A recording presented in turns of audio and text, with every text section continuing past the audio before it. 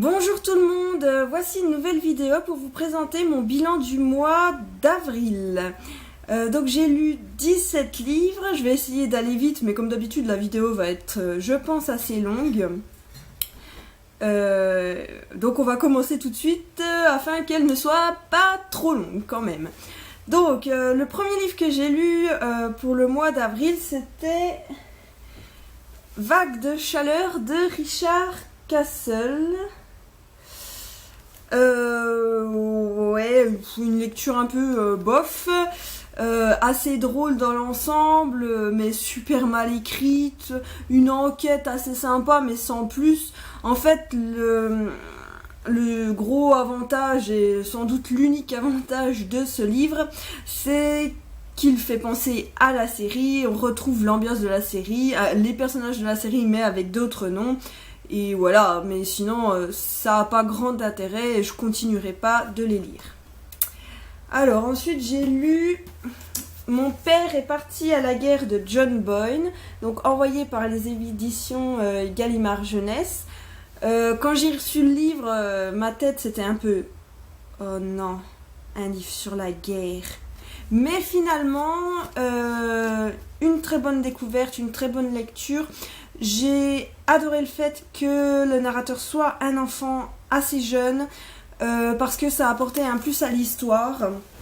C'est-à-dire qu'en fait, il ne comprenait pas tout ce qui se passait autour de lui, le décrivait et c'est à nous de le comprendre, de le voir comme il fallait le voir. Et ça donnait un côté assez dur à l'histoire et en même temps, ça la rendait plus douce. Donc ce livre est raconté du côté de ceux qui ne sont pas au front. Donc on voit la misère dans laquelle ils tombent, les obligations qu'ils ont, etc. Donc c'est un livre quand même assez dur. On voit aussi un bout du front parce qu'on a les lettres du père et c'est bien horrible d'ailleurs. Franchement voilà. Donc moi franchement j'ai adoré, j'ai passé un super moment, je l'ai dévoré en fait le bouquin. Ouais, voilà, la fin j'ai pleuré il me semble, ça m'a vraiment touchée, c'est un livre vraiment très sympa. L'auteur en a écrit un autre, donc Le garçon en pyjama rayé, il m'intéresse aussi et donc ça fait longtemps qu'il est dans ma wishlist et comme je l'ai découvert avec celui-là, je pense me procurer donc Le garçon en pyjama rayé. Mais c'est un très bon livre et j'ai passé un très bon moment. Alors, ensuite, j'ai lu Ce que cache ton nom de Clara Sanchez. Donc envoyé par le livre de poche que je remercie. Donc c'est pour le prix des lecteurs 2014 et c'est pour celui-là que j'ai voté. Une histoire... Une très bonne histoire. Donc il se passe pas grand chose finalement dans ce livre. C'est une femme qui va se retrouver amie avec deux personnes âgées qu'elle va prendre pour des grands-parents. Sauf que ces deux personnes âgées en fait c'est des anciens nazis. Même ils sont pas anciens en fait, ils sont toujours nazis et ils sont pas du tout nets. Donc elle va la prendre parce que Julianne, je pense que ça se prononce comme ça, Julianne, je sais pas comment ça se dit, va arriver dans le pays pour se venger de ces deux personnes. Et il va apprendre à Sandra, pourquoi je l'appelle Clara, il va apprendre à Sandra la vérité sur ces deux vieux. Voilà, donc elle va essayer de l'aider. Et en fait c'est malsain, il se passe pas grand chose mais c'est hyper malsain comme ambiance, c'est froid, c'est... Moi, franchement, ces deux vieux, ils m'ont fait peur, mais quelque chose de dingue. À chaque fois, je me disais, il va se passer un truc horrible. Donc, en fait, finalement, ça va. Ça se termine pas très très bien. J'ai trouvé la fin assez malsaine, assez ironique, on va dire. Je sais pas comment dire, mais je trouve pas que ça se termine si bien que ça. Donc sinon au niveau des personnages, j'ai pas trop aimé Sandra, j'ai trouvé un peu chiante, un peu cinglée. Perso, moi on m'apprend que les deux vieux chez qui je vis c'est des nazis, je me casse en courant, je disparais. Mais elle non, elle est enceinte, ok, moi je vais rester, en plus je vais fouiller, enfin... Oui, Sandra, bien. Bref, voilà, mais j'ai bien aimé Julianne par contre, son envie de vengeance qu'on peut tout à fait comprendre, même si on aurait envie qu'il laisse ça de côté, qu'il vive sa vie. Voilà, un bon livre, très sympa. Ensuite, j'ai lu, alors, sur ma liseuse, Mal dans la peau de Ghislaine Bizot. J'entends que ça se mette.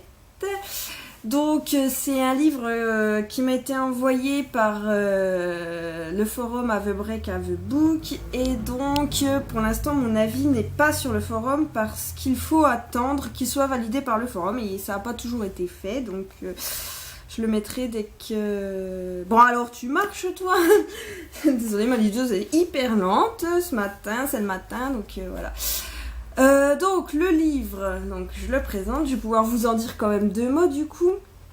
Qu'est-ce que j'en ai pensé? Eh bien ça m'a fait froid dans le dos, ça m'a mis mal à l'aise. J'avoue qu'au bout d'une 30aine de pages, j'avais qu'une envie, c'est d'arrêter de lire parce que j'étais pas bien. Donc c'est Carole qui part vivre loin de sa famille, loin de ses amis pour suivre son mari, son tout nouveau mari. Elle va vivre dans un trou perdu, enfin voilà. Et elle, avec Marie, sa meilleure amie, elle s'envoie des lettres. Et le ton des lettres commence à changer pour Carole. Et on se rend bien compte qu'il se passe quelque chose de pas net de son côté. Donc, elle filtre les informations. Donc, on se doute, mais on sait pas jusqu'où ça va. Elle dit pas les mêmes messages si elle envoie des lettres à Marie ou à ses parents, et en même temps on a des bouts de son point de vue sur ce qui se passe, sur la situation, et ça s'annonce vraiment très dur. Moi franchement j'étais très très mal dans cette histoire, je sais pas pourquoi, est-ce que je sais pas, c'est une histoire vraiment que j'ai trouvé super dure, et même si le style est léger parce que c'est des lettres écrites comme on parle un peu, j'étais pas bien. Néanmoins l'histoire est vraiment super, la preuve je suis allée quand même jusqu'au bout et j'ai trouvé ça vraiment intéressant.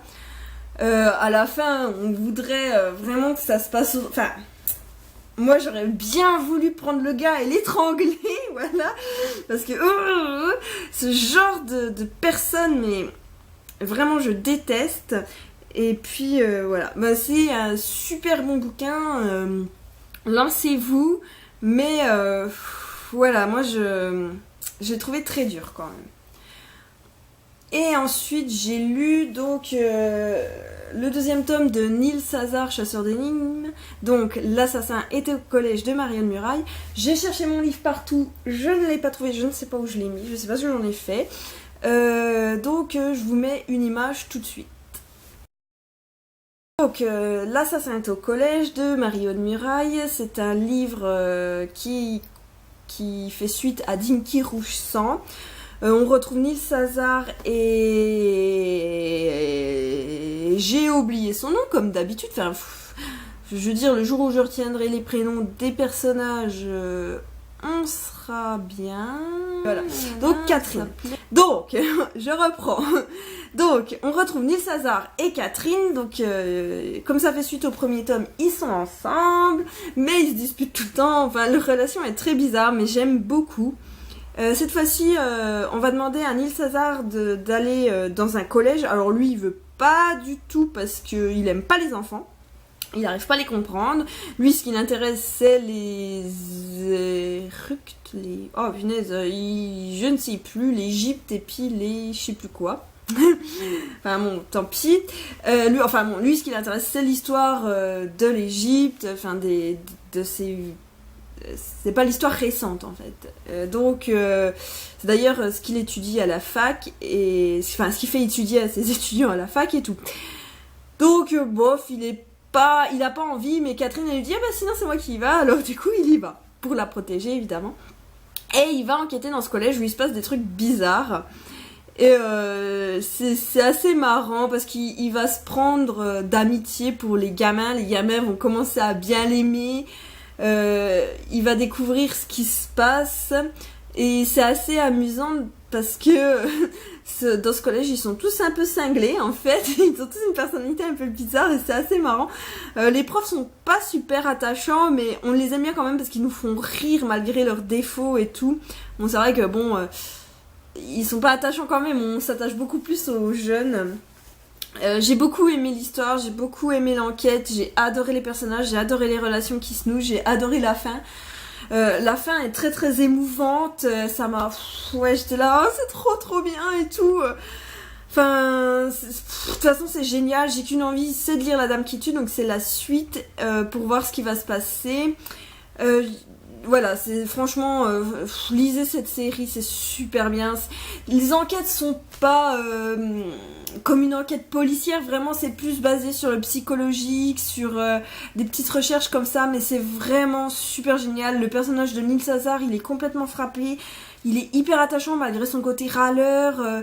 Les relations qu'il noue sont vraiment géniales, il est asocial, mais en même temps il est touchant, enfin... C'est vraiment super génial, moi j'adore quoi, je suis super fan et ce livre il m'a vraiment touchée. Donc ensuite j'ai lu Magie Celtique, Sombre Rencontre de Collectif, il y a plusieurs textes. J'en garde un bon souvenir, il y a des très bonnes nouvelles, il y en a des moins bonnes. Ma préférée il me semble que c'était Le Choix du Korrigan.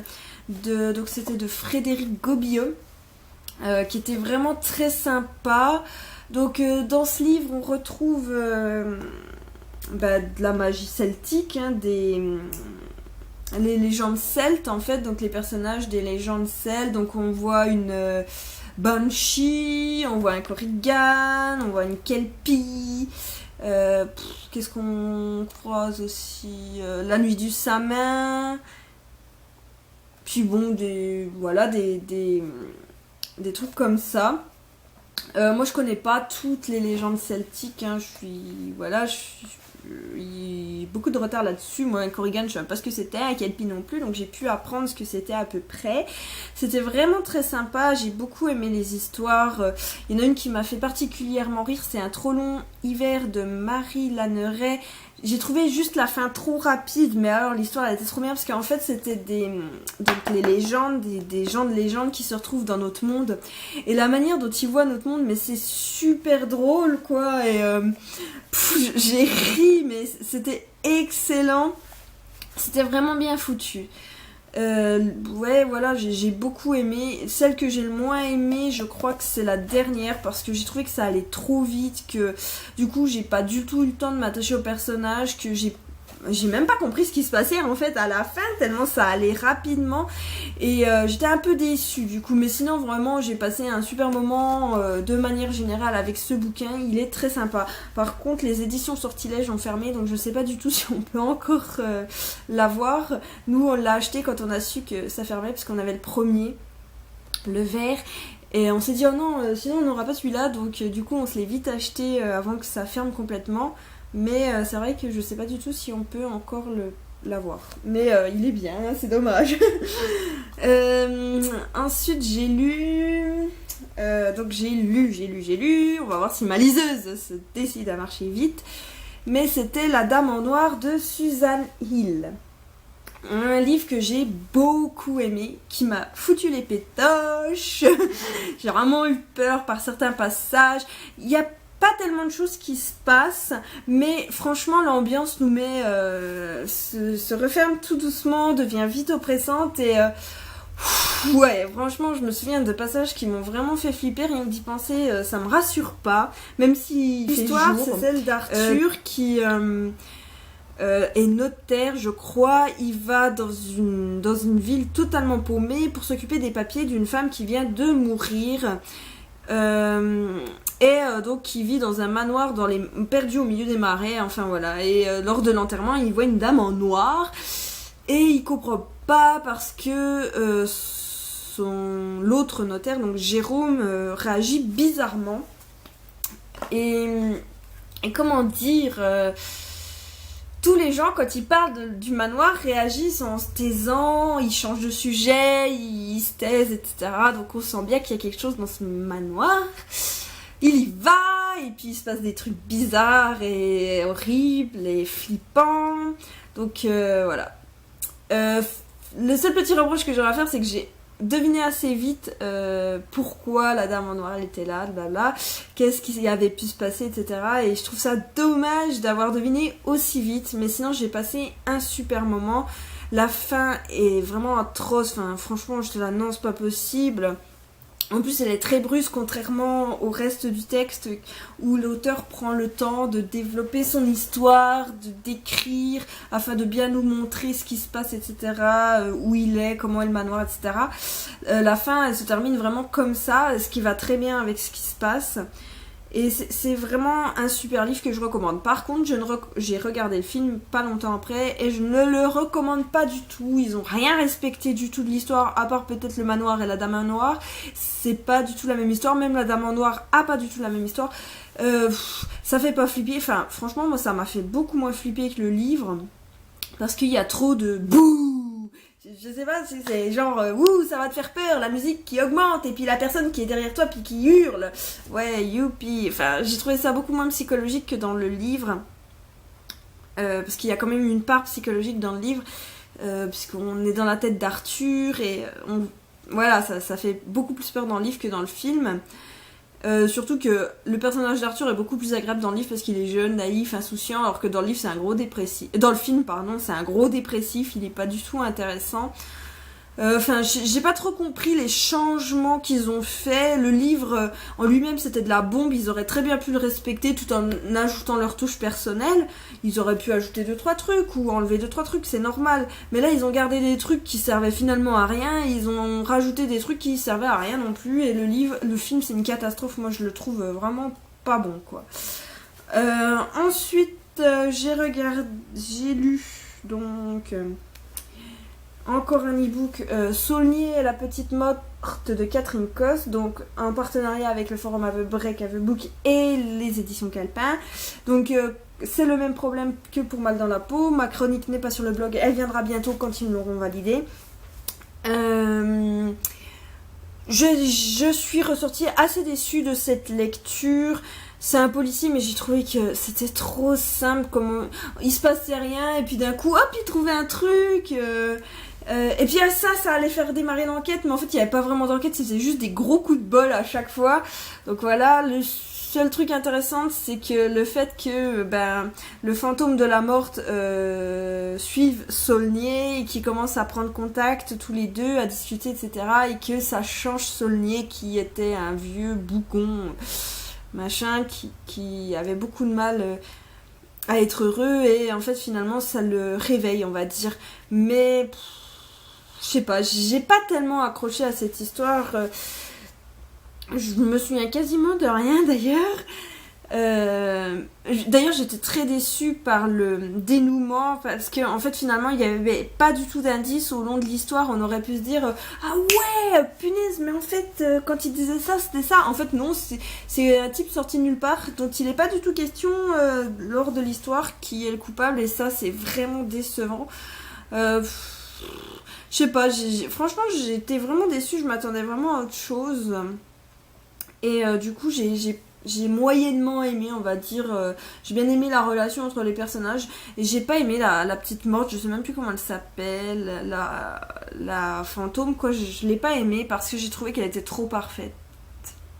Elle pardonne trop vite, elle est trop joyeuse. Alors c'est expliqué pourquoi, mais je sais pas, non, je l'ai pas aimée. J'ai bien aimé Saulnier, j'ai bien aimé son évolution, et puis voilà. Mais c'est vrai que c'était pas une lecture que je trouvais très intéressante, et j'étais assez contente quand je l'ai eu fini. Alors ensuite j'ai lu J'ai été à ma liseuse, qui est une grande bêtise parce que j'en ai encore besoin tout à l'heure, je la rallume. Donc ensuite j'ai lu Erik Larson dans le j'ai lu Dans le jardin de la bête de Erik Larson, et je l'ai abandonné. Je suis allée, je ne sais plus, jusqu'à une certaine partie, j'en avais marre, j'ai arrêté. Pourquoi cet abandon? Parce que ça ne m'intéressait pas, parce que c'était trop documentaire, parce qu'il y a des moments où je ne comprenais rien, je ne me souvenais plus de qui étaient les personnages. Et franchement, je trouvais ça inintéressant possible. C'était trop dans l'histoire. Et moi, je déteste les histoires sur la guerre, comme vous le savez. À part des exceptions, comme mon père est parti à la guerre. Mais franchement, non, quoi. Ça n'a pas du tout passé, même si ça se passe avant la guerre. Même si on voit qu'en fait, ils étaient tous au courant de ce qui se passait, mais ils n'ont rien fait du tout. Ça, je le savais déjà, puisque je l'avais étudié en cours au lycée. C'était bien chiant. Enfin, bon, bref. Du coup, non, franchement, c'était pas du tout une lecture pour moi. Moi, je l'ai trouvé chiante à mourir. Le côté documentaire, c'était super relou.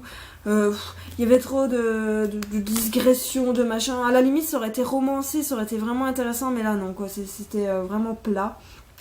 Et j'ai pas du tout aimé. Je m'attendais à quelque chose de beaucoup plus hard en plus, alors que... Ouais. Bon, ensuite, j'ai lu Le Destin des morts de Jean-Pierre Favard, qui a été une bien meilleure lecture. Donc une lecture par certains côtés assez flippante, mais ça allait. Donc c'est 4 nouvelles qui vont concerner une maison. À chaque fois, c'est une maison hantée où il se passe des trucs bizarres et flippants. Et voilà. Je vais vous parler vite fait des 4 nouvelles vu qu'il n'y en a que 4. Donc la première, c'est Mauvaise Vibration. Donc c'est un couple de randonneurs. Ils sont perdus, donc ils vont se retrouver dans cette maison. Et à partir de là, il va se passer des trucs bizarres et violents. Je n'en dis pas plus. C'est une des plus courtes. Elle est assez marrante en fait. Elle fait peur et en même temps, je l'ai trouvée marrante. Elle est horrible, mais vraiment, elle est sympa. Ensuite, il y a Ghost and Roll Baby, donc c'est un groupe de rock pour se ressourcer qui va dans une maison hantée, donc prendre des vacances. Et c'est celle qui m'a le plus fait flipper. Il se passe des trucs vraiment... Et finalement, ce qui m'a fait le plus flipper, c'est pas tellement les fantômes. C'est l'histoire dont sont issus les fantômes, que j'ai trouvé vraiment glauque à souhait et absolument horrible. Cette histoire est assez sympa et j'ai bien aimé où elle allait. J'ai bien aimé comment elle se terminait. Un petit côté très ironique et assez marrant finalement.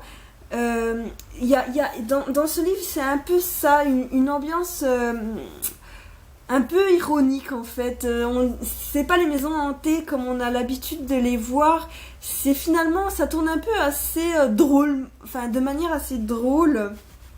Où on peut un peu soudoyer les fantômes finalement, je trouve. Et c'est vraiment pas mal. La troisième histoire, donc c'est La Seconde Mort de Camille Millien. C'est l'histoire la moins drôle, la plus longue. Et franchement, la fin m'a rendu vraiment très triste. Donc c'est un frère qui a perdu sa sœur quand il était enfant. Et il revient 10 ans plus tard. Et il se passe des trucs bizarres dans la maison. Il trouve... surtout, le plus bizarre, c'est l'apparition de la galipote. Donc, d'après ce que j'ai compris, c'était une âme... c'est une légende du Morvan, de là-bas. Je ne sais plus où ça se passe. Je dis le Morvan, mais en fait, à mon avis, c'est une grosse connerie. C'est pas précisé, et je l'ai pas précisé du tout dans ma chronique. Si, c'est dans le Morvan, donc c'est bien dans le Morvan. Et donc la galipote, c'est une légende du Morvan, et voilà. Elle apparaît et ils essayent de comprendre pourquoi. Et en même temps, il y a l'enquête sur la disparition de la sœur, pourquoi elle a disparu, comment, où est-ce qu'elle a pu aller, qu'est-ce qui a pu se passer, etc. Et la fin se termine assez mal finalement, et j'étais vraiment triste, j'aurais vraiment voulu autre chose. Mais bon, c'était une très bonne fin parce qu'en fait finalement on se rend compte que tous les indices étaient distillés le long de l'histoire et on se dit ah mince mais zut, c'est vrai que ça se passe comme ça, on aurait dû comprendre, et en fait non, on s'est fait avoir. Et la dernière histoire, c'est la plus drôle, la plus courte, elle fait quelques lignes, c'est L'architecte. Je ne vous en dis pas plus parce que bon, sinon je risque de trop en dire, mais alors elle est super drôle, pas du tout flippante, mais très très drôle. Voilà. Ensuite, j'ai lu Harry Potter tome 6, Le prince de Sang-Mêlé de J.K. Rowling. Une super bonne lecture. J'avais à peine ouvert les pages que je me marrais déjà. C'était très très drôle, très très bon, très très agréable. J'adore Harry Potter. Enfin, franchement, je suis retombée dedans alors que par une période je détestais. Et ce tome est super bon, même si Harry pète des câbles, mais c'est pas grave, il est quand même très mignon. J'aime beaucoup le Ron Hermione, je déteste le Ron Ginny, je ne comprends pas du tout ce couple. Harry est obsédé par ce qui se passe pour Drago, il essaye de savoir ce qui se passe et personne ne lui explique et personne ne veut le croire, surtout même pas ses deux meilleurs amis. Donc c'est vrai que c'est assez compliqué, la fin est absolument horrible. J'ai pleuré toutes les larmes de mon corps. J'avais qu'une envie, c'est de me jeter sur le set pour savoir la suite. Et ça ne va pas tarder que je le lise, sachant que ça va être ma première lecture du set. Je n'ai jamais vu les films, je n'ai jamais lu le livre, je ne sais pas du tout ce qui va se passer. Je pars complètement vierge dans cette histoire. J'espère le rester, j'espère ne pas me faire spoiler au dernier moment. Mais normalement, tout devrait bien se passer. Et j'ai très hâte de lire le tome 7. Ensuite, j'ai lu Orphans tome 3, le message de la lune de Claire Gracias. Donc un livre qui conclut très bien la série. Une saga que j'ai trouvée mais très très sympa. Le tome 2 nous laissait dans la panade, j'ai envie de dire. On avait tout de suite envie de se jeter sur le tome 3, donc j'ai été très contente quand il est sorti. Je me le suis acheté au salon du livre, on voit le post-it. Mais vraiment... j'étais super contente de retrouver les personnages, j'avais vraiment peur pour eux, et finalement, tout est bien qui se termine bien, j'ai envie de dire, ou presque, enfin, il y a des petites choses qui terminent pas très bien, mais finalement, ça se termine bien, je trouve. La fin m'a émue, j'étais vraiment super contente de pouvoir le lire. J'ai peur de trop en dire parce que vu comment, même dès le premier tome, il faut pas trop en dire pour pas trop spoiler. Voilà, mais c'est vraiment super, j'adore les personnages, surtout Marin qui est vraiment très sympa, qui se retrouve un peu dans cette histoire un peu malgré lui et qui s'en veut finalement. J'aime beaucoup les autres personnages, sauf peut-être méchant, évidemment. J'aime bien Joao aussi, qui est à la recherche un peu de son passé. J'aime bien... ah oui, Alexia et Alexandra, elles sont super cool, surtout Alexia, enfin, qui mène l'enquête et tout. Et puis la fille dont j'ai oublié le nom, qui est super mignonne, et bon, ben forcément, qui court... enfin, dont les deux garçons sont un peu amoureux, voilà. Mais c'est vraiment une histoire vraiment très sympa, bon bah assez jeunesse mais pleine de rebondissements, originale, enfin j'avais jamais lu une histoire dans ce genre là, les couvertures sont très très très belles et j'ai passé un super bon moment avec cette série et je la recommande. Ensuite j'ai lu L'Indésirable de Sarah Waters, un livre hyper flippant. Mais vraiment, il se passe pas grand chose pourtant, il fait 600 et quelques pages. Et dans ces 600 et quelques pages, il se passe pas énormément de choses. Il y a beaucoup de... de descriptions, de... comment vivent les personnages, de dialogue, etc. Mais... pas tellement de choses flippantes finalement, mais le peu qui arrive, eh ben on est comme ça. Moi j'étais vraiment très très mal à l'aise dans cette maison qui est en train de tomber en ruine. J'avais qu'une envie, c'est que les trois personnages qui y vivent s'en aillent de cette maison, déménagent, trouvent un petit appart. Certes c'est des nobles et donc ils sont accrochés à leur titre, mais ils voient bien que ça marche pas, il faut qu'ils arrêtent. Je pense qu'ils doivent abandonner ce titre-là. Et parce qu'ils vivent dans l'époque d'après-guerre, donc la Deuxième Guerre mondiale. Et que c'est fini tout ça. Les gens maintenant, ils doivent travailler pour vivre, ils peuvent plus... Enfin, il y a très peu de nobles maintenant et... Et donc on sent bien qu'ils sont plus tellement les bienvenus à notre époque, en tout cas dans ce livre.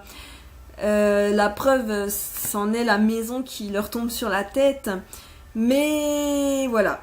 Le problème, c'est le personnage qui va arriver, donc du docteur. C'est un personnage que au début j'aimais beaucoup, que je trouvais très sensible, et en fait, au fur et à mesure du livre, je me suis rendu compte que je l'aimais de moins en moins et que je le trouvais de plus en plus cinglé, de moins en moins agréable, et je me suis... Enfin... Voilà, c'est bizarre qu'il soit là et que les choses arrivent. Je sais pas quoi penser de ce docteur. Mais c'est à cause de lui, je pense, que les personnages sont restés dans cette maison malgré ce qui se passait. Donc, à savoir qu'on ne nous donne pas de réponse à la fin. C'est à nous de décider si c'est surnaturel ou si les personnages étaient juste complètement tarés. Mais moi, j'ai fait mon choix. Vous pouvez aller le voir sur ma chronique si vous le souhaitez. Si vous l'avez déjà lu, j'aimerais vraiment savoir, vous, ce que vous en avez pensé. J'aimerais bien savoir comment vous le voyez à la fin. Je suis très curieuse. Donc si vous l'avez lu ou vous comptez le lire, je serais ravie d'en discuter avec vous. N'hésitez pas à venir me mettre un petit mot sur le Facebook ou sur le blog pour qu'on en parle. Ou même sur la vidéo, bien sûr. Voilà, donc un très très bon livre, une super bonne lecture. J'adore l'écriture de Sarah Waters en plus. Franchement, c'est mon deuxième livre d'elle et je sais que je vais me jeter sur les autres dans peu de temps. Donc ensuite, j'ai décidé de lire donc Le regard des princes à minuit de Eric Lhomme, un tout petit livre comparé au pavé La Désirable, mais qui ne se lit pas si vite que ça, dans le sens où c'est un livre qui fait réfléchir, où l'histoire est philosophique, elle donne un regard sur la société à notre époque, pas forcément très positif. C'est un livre qui remet beaucoup de choses en question, notamment l'esclavage par la télé, par exemple, par les médias, la manière dont on est manipulé, dont la vérité se transforme en mensonge à notre époque, hein, je dis bien, dont on ferait mieux de lire un livre plutôt que de mater la télé, enfin ce genre de choses. Moi ça va, je regarde jamais la télé, mais c'est un peu le genre de morale qu'on peut retrouver. Aussi la manière dont on traitait les femmes. Il y a un très beau message sur les femmes dans ce bouquin. Enfin, j'ai vraiment aimé parce que c'est retrouver des chevaliers à notre époque aussi. On voit en même temps l'époque des chevaliers et tout est lié. Au début des premières histoires, je me disais un peu what the fuck, mais en fait tout est lié, tout prend son sens à la fin. J'ai trouvé que c'était un super beau message, ça donne qu'une envie, c'est de faire une révolution, d'être chevalier et de vivre à fond, voilà. C'est un super bouquin, je le recommande aux plus jeunes comme aux plus vieux. Certes, c'est pas facile à lire, c'est pas une histoire simple, et c'est assez philosophique et aussi très poétique, et on retrouve la plume d'Eric Lhomme dans le sens où des fois c'est drôle. Mais voilà, c'est vraiment super touchant. Moi j'ai beaucoup aimé. Ensuite j'ai lu Un bébé pour Rosemary. Donc il faut savoir que j'avais vu le film pas longtemps avant. Et le livre, enfin le film c'est mot pour mot le livre. Pour le coup c'est même presque trop fidèle, parce que le film n'apporte rien de plus à l'histoire. Il apporte rien quoi. En fait c'est pour ceux qui aiment pas lire, ils peuvent regarder le film parce que c'est pareil.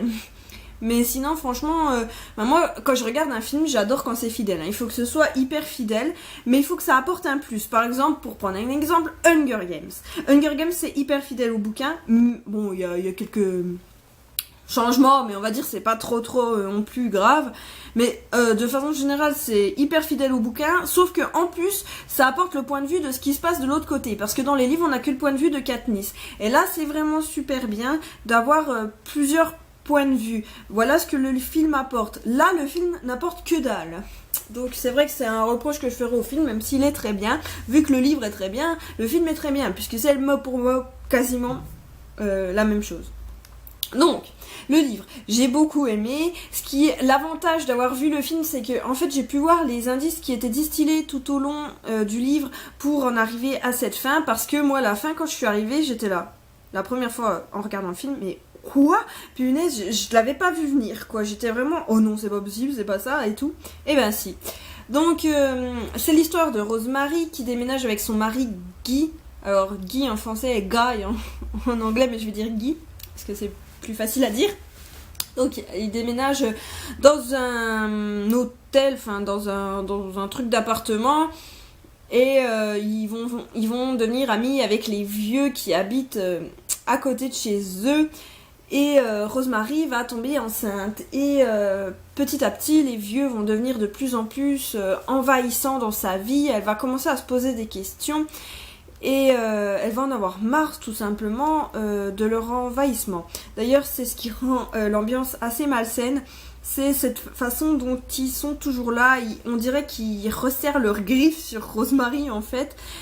Et c'est super intéressant. J'ai adoré cette histoire. J'ai aimé le fait que tout au long, on se demande si c'est psychologique, si elle est folle ou si il se passe vraiment quelque chose et qu'elle a pas tort de s'inquiéter en fait, Rosemary.